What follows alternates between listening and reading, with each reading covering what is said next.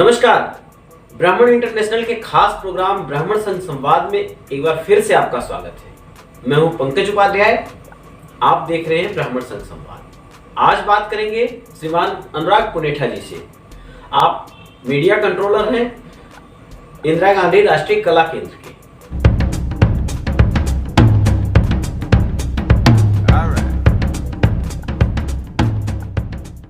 हमारे कार्यक्रम में आपका स्वागत है। कि ब्राह्मण के देश में स्थिति क्या है? देखिए, ब्राह्मण की स्थिति तो इस समय देश में बड़ी ही दयनीय वाली स्थिति है। ब्राह्मण को न किसी तरह का स्वतंत्रता के बाद में ऐसा कोई संवैधानिक वो मिला, आरक्षण मिला कि जिसके चलते वो फलते फूलते रहे। उसके विपरीत उनके ऊपर तमाम लांछन लगे कि ब्राह्मणवाद ने बहुत कुछ अहित किया इस देश का, समाज का, धर्म का, और एक कांस्टेंट बैजरिंग रही है, लगातार हमले रहे हैं, जिसके चलते ब्राह्मण बहुत सिकुड़ गए हैं। पिछले 70 अगर सालों में आज़ादी के बाद देखा जाए या उसके भी पहले अगर हम 100-200 सालों से देखें तो इस तरह की स्थिति पैदा की गई। लोग जो मेरा अपना अनुभव है वो ये है कि ब्राह्मण कहीं एक गिल्ट में भी जिया बहुत समय तक। वो ये कहते भी नहीं थे कि हम ब्राह्मण हैं, कि अगर ऐसा कहेंगे तो तुरंत उनके ऊपर जाति गत होने का। हाँ, ये दिखता भी है। सबसे ज्यादा टाइटल ब्राह्मण समाज के लोगों ने हटाया है और उसके बारे में बात नहीं करते हैं, उससे बचने की कोशिश करते हैं और ये भी कहते हैं कि नहीं मैं इस समय नहीं पढ़ना चाहता। और जो कुछ भी ब्राह्मणों का इस देश में पिछले 40-50 सालों का देखें, जो भी उत्थान है वो उनके स्वयं के परिश्रम के तरह चलते हैं। उन्होंने विद्या अर्जन किया, उन्होंने पढ़ाई लिखाई करी, उन्होंने कुछ अच्छा काम किया समाज में, प्रोफेशनल लाइफ में अगर कुछ ऊंचा पद हासिल किया तो अपने दम पर किया है। लेकिन उस तरह का उनको लगातार एक तरह की हीनता का भाव दिलाया गया कि हिंदू धर्म में इस देश में जो कुछ भी सामाजिक विद्रूपता है वो ब्राह्मणों की वजह से, ये उनको इस तरह का अपराध बोध कराया गया। और मुझे लगता है ज्यादातर ब्राह्मण इस अपराध बोध के चलते रहते हैं। तो ये तो वर्तमान स्थिति है। और इसके लिए जिम्मेदार कौन है? देखिए, अब एक अच्छी चीज ये हुई कि पिछले 15-20 सालों में जो इंटरनेट ने आकर थोड़ी सी क्रांति करी तो बहुत सी चीजें डेवलप हुई।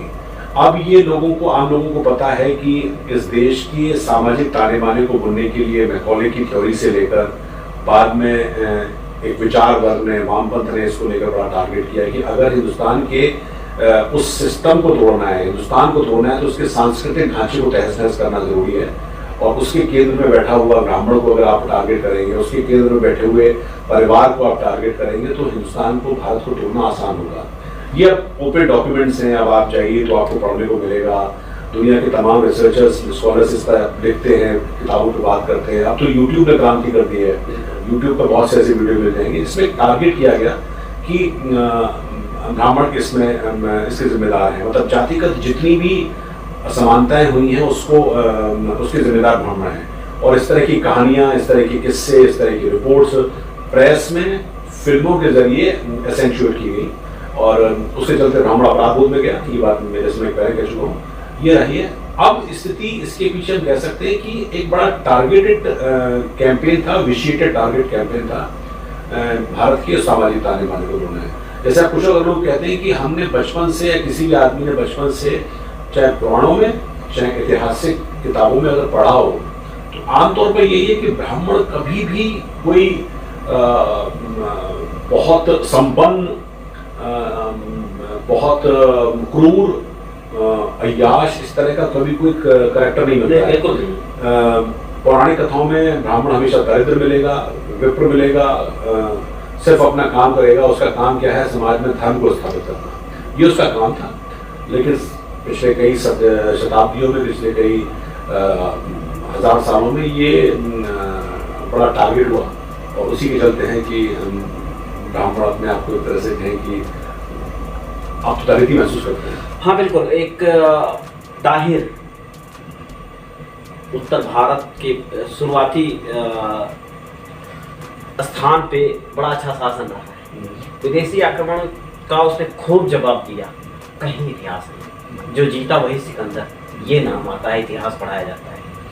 बहुत सारी चीजें हैं, इनको अलग तो करती हैं, बर वक्त आज के दौर में जो लोग बैठे हैं संस्कृति के काम कर रहे हैं, आम तौर से खुद वो ब्राह्मण हैं, उन्हें क्या करना चाहिए जिससे ब्राह्मण और ब्राह्मण युवाओं का हित हो, आगे बढ़े? देखिए, सबसे पहले तो मुझे जरूरी है कि समाज में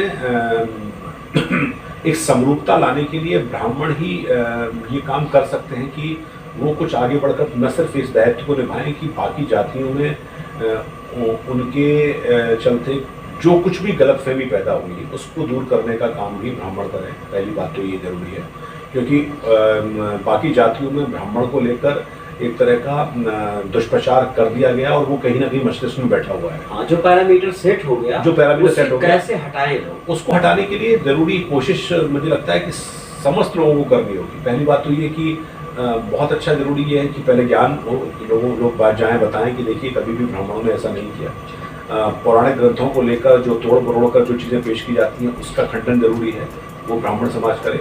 और एक चीज़ मुझे जरूरी लगती है वो ये है कि ब्राह्मणों को उस अपराध बोध से तो बाहर आना ही चाहिए जिसके चलते वो हमेशा रहते हैं कि नहीं मैं इस सब में नहीं पड़ता।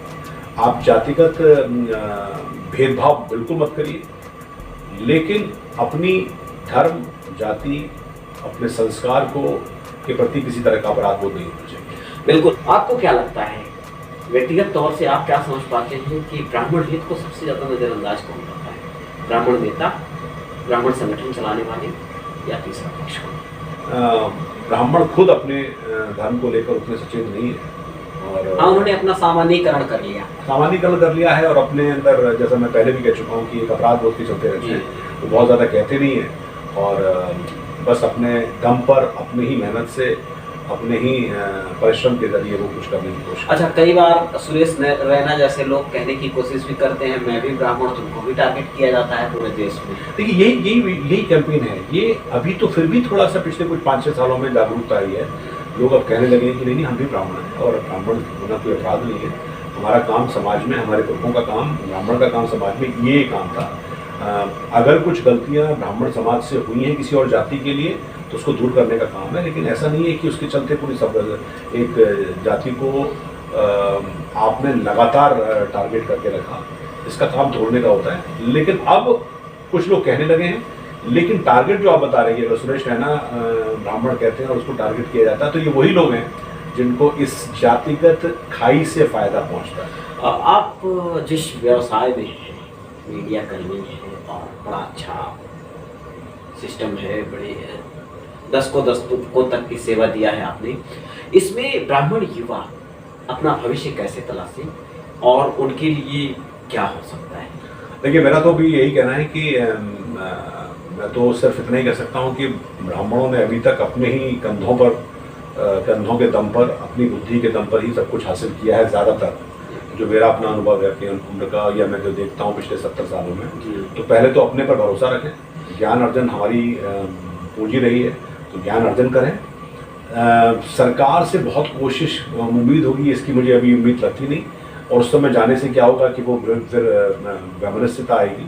लेकिन अगर ब्राह्मण अपने प्रति अपराध बोध कम करेंगे और ज्ञान अर्जन करते रहेंगे, पढ़ाई लिखाई पर ध्यान देंगे और श्रेष्ठता हासिल करने की कोशिश करेंगे, तो ज़रूर एक बार फिर से चीज़ें ठीक होंगी। निश्चित तौर से। हमारे युवाओं को क्या संदेश देंगे आप? अच्छे से आप अपने बारे में पढ़ें, अपने जो जाति है, अपना धर्म है, अपनी संस्कृति है, खासकर उसके प्रति किसी भी तरह का अपराध बोध मत लाइए।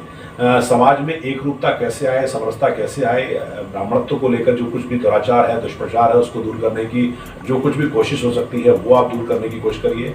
हमारे धर्म के जो तमाम वर्ण हैं उन सबको साथ लेने का अगर भाव आपके अंदर होगा तो आपके बारे में भी जो कि गलत प्रचार है वो भी दूर होगा। मुझे लगता है अगर ये भाव लेकर चलेंगे, हाँ, इसमें ये होगा कि मैं विक्टिम हूँ और मुझे अब ज़्यादा मिलना चाहिए और मैं अब दूसरे के खिलाफ काम करूँगा, तो इससे समाज में एक तरह का विघटन पैदा होगा। उस पर नहीं जाना है, अपनी ताकत पर भरोसा करना है, और अगर आप उस काम को करेंगे तो मुझे लगता है कि चीज़ें ठीक होंगी। आपने हमारे कार्यक्रम में हिस्सा लिया, आपका बहुत बहुत धन्यवाद। अगले कार्यक्रम में मिलवाते हैं किसी नई शख्सियत के साथ। बहुत ध्यान से रहिए, बने रहिए। धन्यवाद, नमस्कार।